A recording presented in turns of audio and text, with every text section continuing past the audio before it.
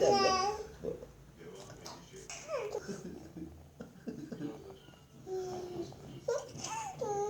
Çekiyor mu? Bak, bak, bak. Bak.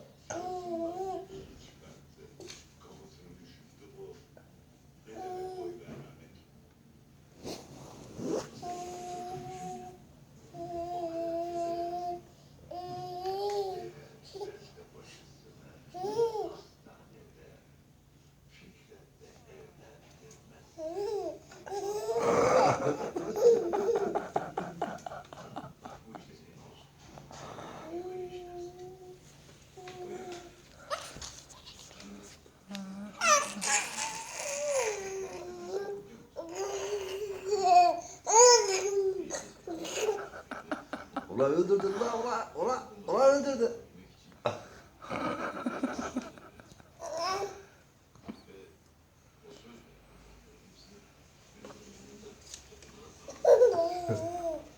Oğlum ben elimden patlayayım.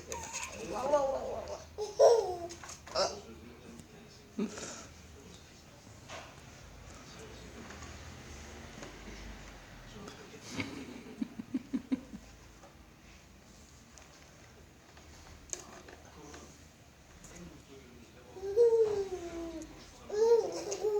Valla alıştı bak.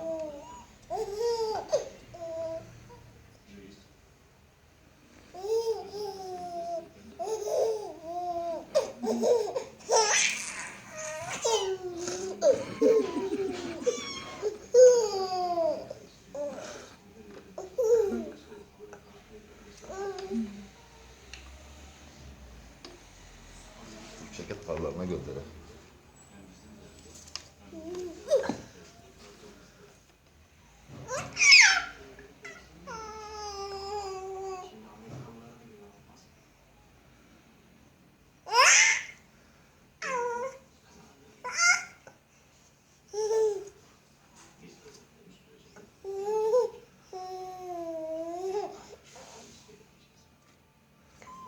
Kuyruğu.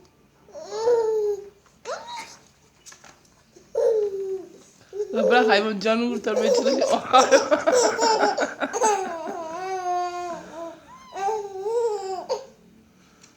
Tamam yeter şerefsiz. Bırak hayvanı.